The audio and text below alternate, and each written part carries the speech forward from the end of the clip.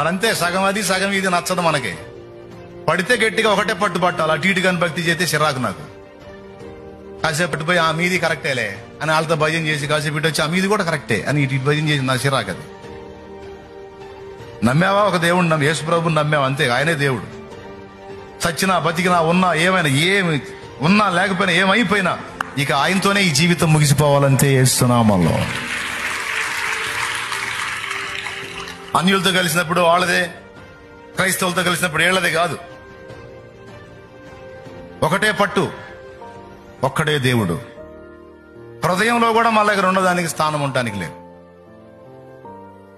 నా దగ్గరికి ఎవరైనా తీసుకొచ్చి ఇవ్వగానే నేను అదే చెబుతాను. నేను నమ్మింది ఏదో ఒకటి నమ్మాను, మొక్కినా అక్కడే, ప్రార్థన చేసినా అక్కడే, ఏం చేసినా అక్కడే.